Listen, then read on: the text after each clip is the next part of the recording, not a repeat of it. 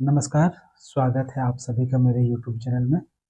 इससे पहले वाले वीडियो में मैंने प्राचीन काल के सिलेबस के बारे में बताया था और ये भी बताया था कि किन चुनिंदा चीज़ों को पढ़ना है और पढ़ते वक्त किन-किन चीज़ों पे फोकस करना है। तो चलिए आज हम लोग उसी सिलेबस के अनुसार पहला टॉपिक पाषाण काल के बारे में पढ़ते हैं। तो सबसे पहला चीज़ है पाषाण। पाषाण का अर्थ होता है पत्थर, जिसको स्टोन भी बोलते हैं इंग्लिश में।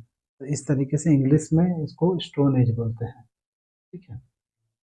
तो देखिए, जो इतिहासकार जो भी है, अध्ययन में सुगमता के लिए, है ना, और किसी कालखंड में प्राप्त उपकरणों और जलवायु के आधार पे, है ना, अ, पाषाण काल को 3 भाग में बाँटा है।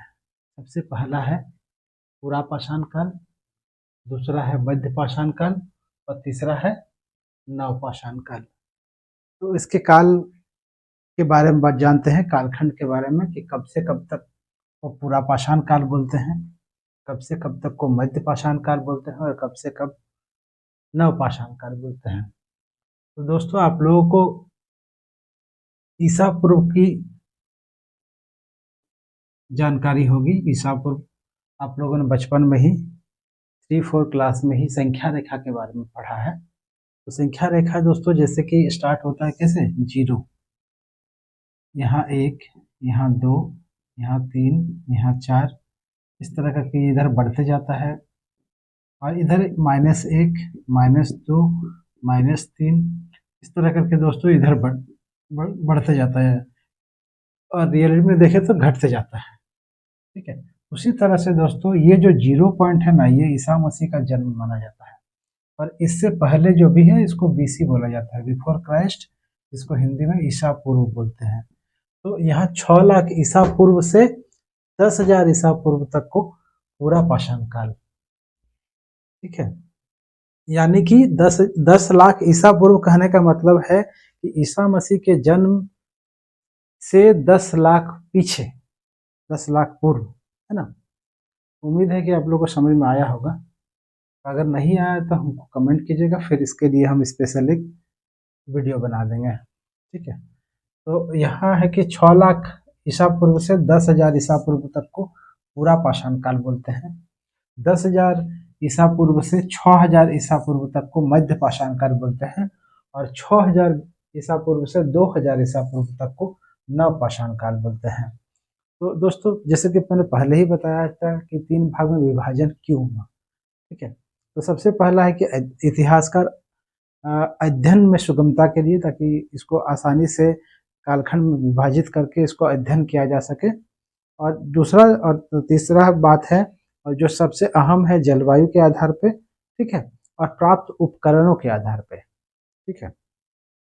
तो कभी भी अगर पूछा जाए कि जो ये काल विभाजन हुआ है ये क्यों हुआ है, इसका कारण क्या है या किस आधार पे किया गया है, तो दोस्तों ये बता सकते हैं 3 चीज़ है अध्ययन में सुगमता के लिए, उपकरणों एवं जलवायु के आधार पे, ठीक है। तो दोस्तों देखिए, अध्ययन में सुगमता के लिए हम लोग पूरा पाषाण काल जो है, इस पूरा पाषाण काल को भी 3 भाग में बांट दिए हैं, ठीक है। जो पूरा पाषाण काल 6 लाख ईसा पूर्व से 10,000 ईसा पूर्व तक है, उसी पूरा पाषाण वही पूरा पाषाण काल को फिर हम लोग 3 भाग में बांटे हैं। किस किस तरीके से, निम्न पूरा पाषाण काल, मध्य पूरा पाषाण काल और उच्च पूरा पाषाण काल, ठीक है। तो निम्न पूरा पाषाण काल दोस्तों देखिए, स्टार्टिंग यहाँ 6 लाख से ही हो रहा है, 6 लाख ईसा पूर्व से 1.5 लाख ईसा पूर्व तक निम्न पूरा पाषाण काल, 1.5 लाख ईसा पूर्व, फिर यहाँ 1.5 से खत्म हुआ, फिर यहाँ 1.5 से शुरू, 1.5 लाख ईसा पूर्व से 35,000 ईसा पूर्व तक, और उच्च पूरा पाषाण काल जो है 35,000 ईसा पूर्व से 10,000 ईसा पूर्व। देखिए दोस्तों ये भी 6 लाख से 10,000 के बीच, ये 6 लाख से 10,000 ईसा पूर्व, है ना। तो पूरा पाषाण काल को फिर 3 भाग में हम लोग बांटे हैं, हम लोग नहीं मतलब इतिहासकार बांटे हैं, ठीक है। निम्न पूरा पाषाण काल, मध्य पूरा पाषाण काल और उच्च पूरा पाषाण काल।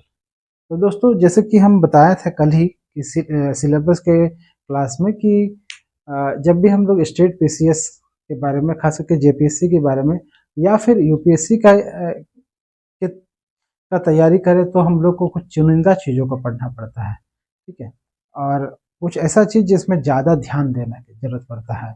तो यहाँ देखिए, तो हम लोग जो है कि हम लोग पूरा पाषाण काल, मध्य पाषाण काल और नव पाषाण काल में किन किन चीज़ों पे विशेष फोकस करेंगे, या जनरली बोल सकते हैं कि किन किन चीज़ों पे को हम लोग पढ़ेंगे। तो दोस्तों प्रत्येक कालखंड में हम लोग को 3 चीज़ों को पढ़ना है। क्या क्या? सबसे पहला है उसका भौगोलिक वितरण, यानी ये कहाँ कहाँ था, है ना। देखिए एक्चुअली में जो है कि पाषाण काल के बारे में कोई लिखित साक्ष्य है नहीं, ठीक है। इस ये है कि हम लोग प्राप्त उपकरणों के आधार पे उस पाषाणकालीन जो भी है ऐतिहासिक साक्ष्य के आधार पे हम लोग मानते हैं कि इस जगह पे पूरा पाषाणकालीन सभ्यता पाई गई, ठीक है। तो हम लोग उसी के आधार पे भौगोलिक वितरण भी बोलते हैं कि हाँ इन क्षेत्रों में हो सकता है, अनुमान लगाया जाता है कि उस काल का पत्थर मिला है, उस काल का औजार मिला है, तो वो संबंधित कालखंड का से संबंधित क्षेत्र है, ठीक है। तो उसी तरह से भौगोलिक वितरण को हम लोग पढ़ना है ना। तो इसमें हम लोग बेसिकली बोल सकते हैं कि किन किन जगहों पे जो है कि संबंधित कालखंड के अवशेष पाए गए हैं, या फिर औजार पाए गए हैं, या कोई भी पुरातात्विक साक्ष्य मिले हैं, ठीक है। दूसरा चीज है उपकरण, ठीक है। उपकरण यानी कि उस कालखंड में किस किस प्रकार के उपकरणों का प्रयोग किया जाता था, ठीक है।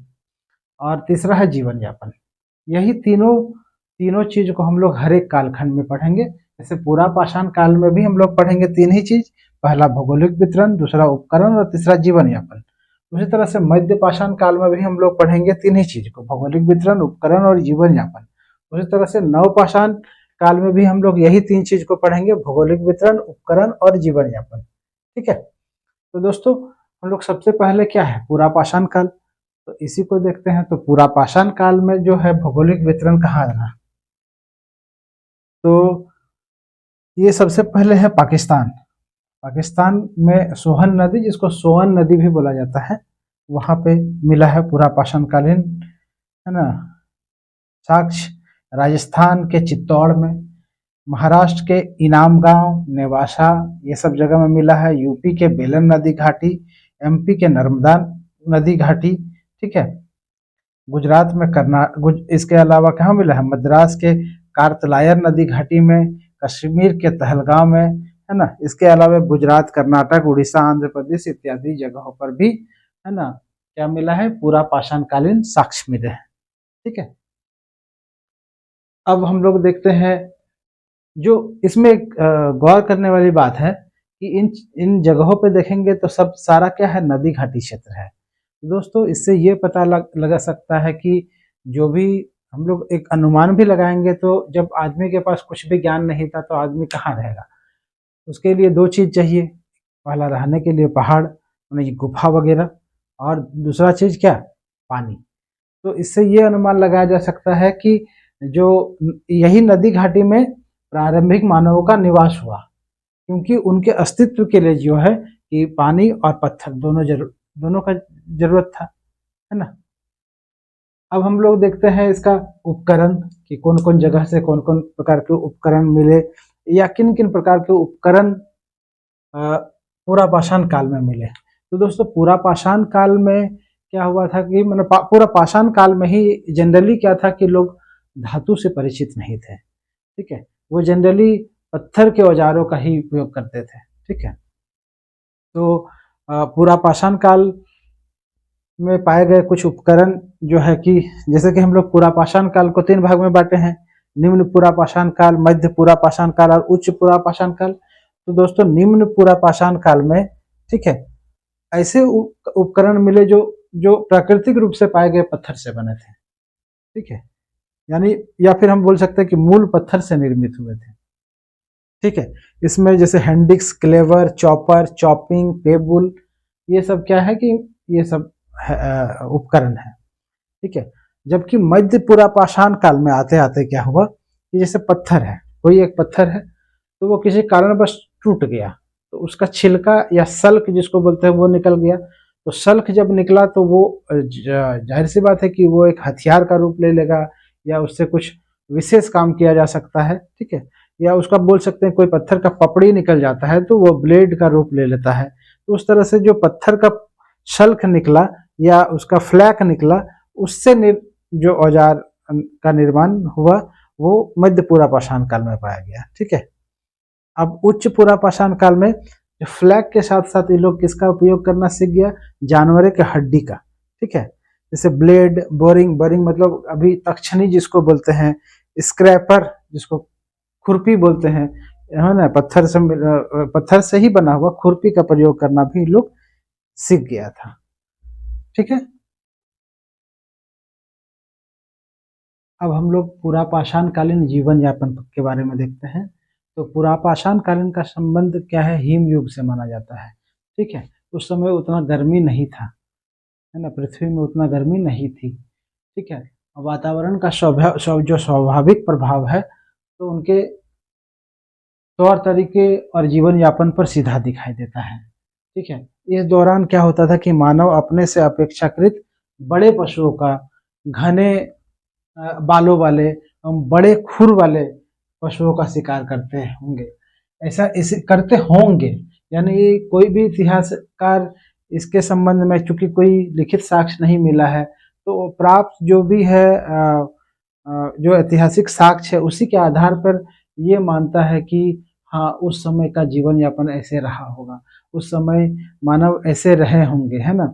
तो चूंकि हिम युग था, ठंडा बहुत था, तो उस समय क्या था कि जो मानव से अपेक्षाकृत बड़े बड़े पशु, बड़े बड़े बड़े बालों वाले, चूंकि बहुत ठंडा था तो ठंडा, है ना, प्रकृति चूंकि कोई भी जीव का शरीर क्या है कि प्रकृति के अनुकूल ही अपने आप को ढाल लेता है, ठीक है। तो उसी से यह अनुमान लगाया गया है कि उस समय मानव अपेक्षाकृत बड़े पशुओं का शिकार करते होंगे, ठीक है, घने बालों वाले पशु, ठीक है। और बड़े खुर वाले, खुर का संबंध यहाँ क्या होता है, खुर मतलब जो नाखून बोल सकते हैं हम लोग, ठीक है, नाखून, नाखून ही बोल सकते हैं, ठीक है।